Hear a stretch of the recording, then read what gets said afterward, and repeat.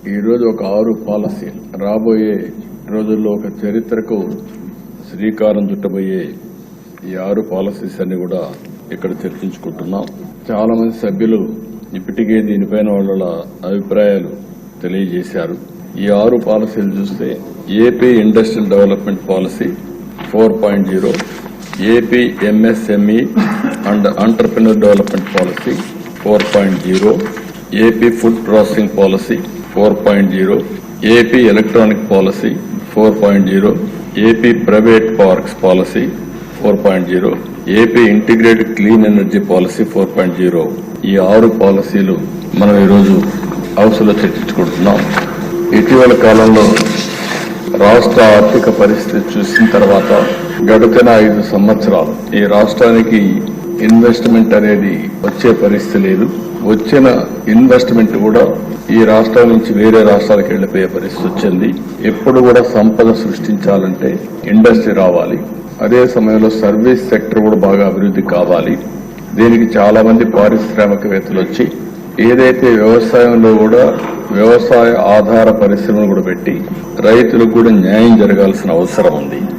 అది జరిగినప్పుడే సంపద సృష్టించబడుతుంది. సంపద సృష్టించబడితే ఆదాయం పెరుగుతుంది.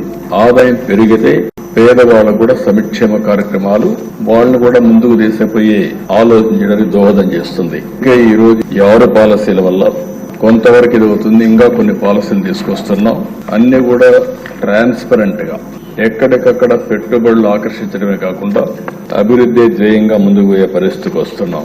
14-19 దిశ క్షుణ్ణంగా చెప్తున్నా. ఆ రోజు ఇండస్ట్రీ ఫ్రెండ్లీ పాలసీస్ అన్ని తీసుకొచ్చాం. చాలా వరకు పెట్టుబడులు ఆకర్షించాం. ఆ రోజు మీరు చూస్తే రాష్ట్రంలో పెద్ద ఎత్తున పెట్టుబడులు కియా మోటార్స్ అయితే ప్రారంభించడమే కాకుండా మొదటి కార్ అప్పటికే మ్యానుఫ్యాక్చరింగ్ మార్కెట్లోకి వచ్చింది. ఈ రోజు కియా మోటార్స్ అనేది ఒక మంచి బ్రాండ్ గా తయారయ్యే పరిస్థితి వచ్చింది. అదే మరి సెమ్కార్ ఎనర్జీ గాని, హీరో మోటార్స్ గాని, ఇంకో పక్క రాష్ట్రీయ ఇస్పత్ నిగమ్ గాని, పైనీర్ అల్యూమినియం గాని, అమర్ రాజా ఇలాంటి అనేక ఇండస్ట్రీస్ వచ్చాయి. ఇంకొక పక్క దిశ ఆ రోజు చూస్తే పెద్ద ఎత్తున పెట్టుబడులు వస్తే గడచిన 5 సంవత్సరాలుగా ఒక్క పెట్టుబడి 5,000 కోట్ల పైన ఒక్క పైసా వచ్చినట్టు ఎక్కడ కనపడే పరిస్థితి లేకుండా పోయింది.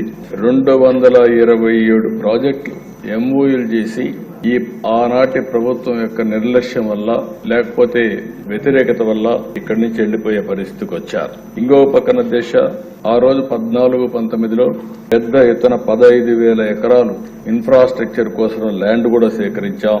అంతేకాకుండా మీరు చూస్తే ఎక్కడ కూడా కరెంటు గాని, వాటర్ గాని ఇలాంటివి ఎక్కడా ఇబ్బంది లేకుండా చేస్తే వీళ్ళు వచ్చిన తర్వాత విపరీతంగా రేట్లన్నీ పెంచేశారు.